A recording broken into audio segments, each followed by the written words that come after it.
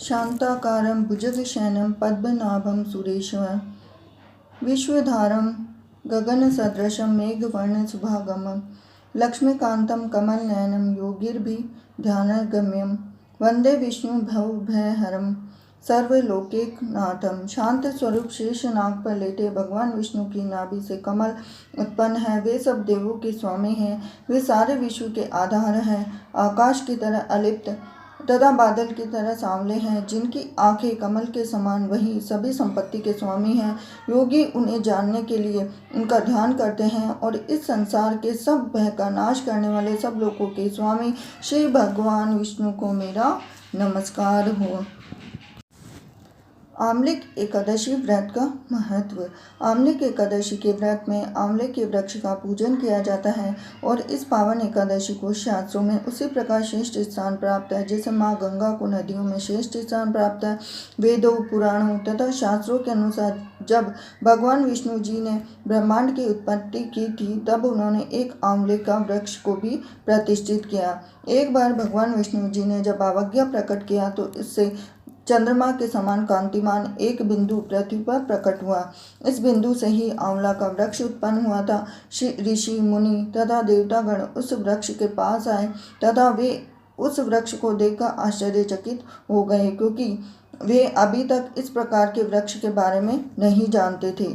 तभी आकाशवाणी हुई कि महानुभाव, यह वृक्षों में सर्वश्रेष्ठ वृक्ष आमलिक का है जो विष्णु जी को अति प्रिय है। तो इसी के साथ इसके स्मरण मात्र से गोदान का फल प्राप्त होता है तथा स्पर्श करने से दुगुना फल, स्वादन करने से तिगुना फल होता है। अतः आंवला को देव तुल्य माना गया है। इस वृक्ष के प्रत्येक अंग में ईश्वर का वास कहा गया है।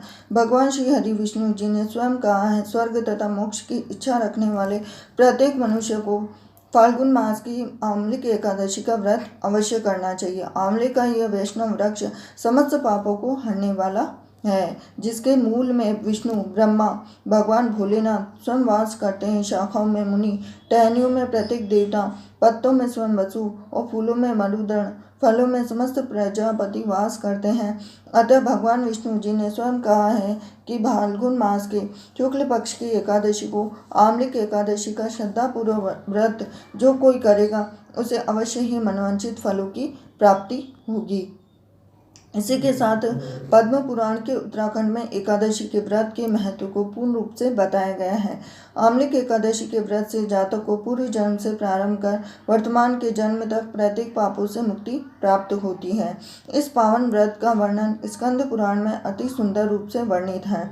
आमलिक एकादशी का व्रत सनातन धर्म में अति उत्तम माना गया है। इस व्रत को विधि पूर्वक करने से मनुष्य के समस्त पाप नष्ट होते हैं एवं दोनों लोकों में उसकी विजय अवश्य ही निश्चित होती है। आमलिक के हिंदू धर्मानुसार इस व्रत के पुण्य से मनुष्य के प्रत्येक पाप नष्ट हो जाते हैं। पद्म पुराण में कहा गया है कि युधिष्ठिर के पूछने पर भगवान श्री कृष्ण जी ने स्वयं बताया है कि एकादशी का व्रत समस्त प्राणियों के लिए अनिवार्य है। एकादशी के दिन सूर्य तथा अन्य ग्रह अपनी स्थिति में परिवर्तित होते हैं, जिसका प्रत्येक मनुष्य की इंद्रियों पर प्रभाव पड़ता है। इन विपरीत प्रभाव में संतुलन बनाने हेतु व्रत किया जाता है।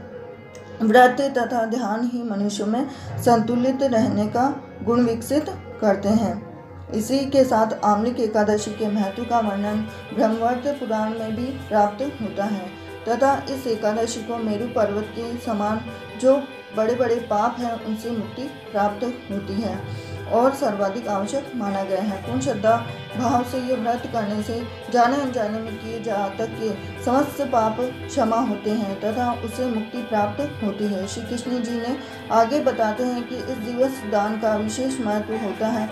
जातक यदि और जो जातक आमलिक एकादशी का सच्ची श्रद्धा भाव से व्रत करते हैं, सोना का दान करता है, नर्क के दुखों से मुक्त होकर भगवान विष्णु के परम धाम अर्थात विष्णु लोक को चले जाते हैं। साथ ही जातक को सांसारिक जीवन में सुख, शांति, ऐश्वर्य, धन संपदा तथा अच्छा परिवार प्राप्त होता है। जो मनुष्य जीवन पर्यंत एकादशी का उपवास करता है वह मरणोपरंत वैकुंठ जाता है। श्री कृष्ण जी ये बताते हैं कि इस व्रत के प्रधान से जातक को मृत्यु के पश्चात नरक में जाकर यमराज के दर्शन कदापि नहीं होते, किंतु सीधे स्वर्ग का मार्ग खुलता है। जो मनुष्य आंवलिक एकादशी का व्रत रखता है उसे अच्छा स्वास्थ्य, सुख, समृद्धि, संपत्ति, उत्तम बुद्धि, राज्य तथा ऐश्वर्य प्राप्त होता है। विष्णु जी के भक्तों के लिए इस एकादशी का विशेष महत्व है। जो जातक आंवलिक एकादशी के दिन भगवान श्री विष्णु की कथा श्रवण करता है उसे 7 दीपों से युक्त पृथ्वी दान करने का फल प्राप्त होता है। और इसी के साथ इस दिवस पर उपवास रखने से पुण्य फलों की प्राप्ति होती है। साथ ही व्रत के प्रभाव से जातक का शरीर भी स्वस्थ रहता है। और जो व्यक्ति पूर्ण रूप से उपवास नहीं कर सकते उनके लिए मध्याह्न या संध्या काल में एकाहार अर्थात एक समय भोजन करके एकादशी व्रत करने का विधान है। एकादशी में अन्न का सेवन करने से पुण्य का नाश होता है, भारी दोष लगता है। एकादशी महात्म्य को सुनने मात्र से सहस्त्र गोदानों का पुण्य फल प्राप्त होता है। पौराणिक ग्रंथों में इसके संबंध में बताया गया है कि एकादशी का व्रत जीवों के परम लक्ष्य भगवत भक्ति को प्राप्त करने में सहायक माना गया है। अतः एकादशी का दिन प्रभु की पूर्ण श्रद्धा से भक्ति करने के लिए अति शुभकारी तथा फलदायक है। इस दिन जातक को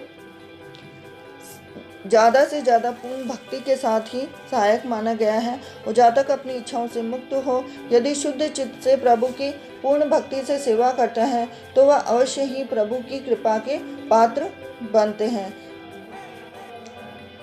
तो आंवलिक एकादशी की पूजा का सबसे ज़्यादा महत्व है और भगवान के लिए पीला वस्त्र भी चढ़ाया जाता है। शालिग्राम भगवान की मूर्ति और इसी के साथ एकादशी की पूजा का महत्व सबसे ज़्यादा है। तो ये महत्वपूर्ण जानकारी अगर आपको पसंद आई हो तो आशा करती हूँ आपको ज़रूर पसंद आई हो। तो वीडियो को लाइक करें, चैनल को सब्सक्राइब करें और बेल आइकन को ज़रूर दबा देना।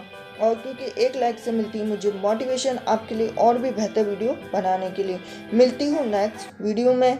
हरे कृष्णा।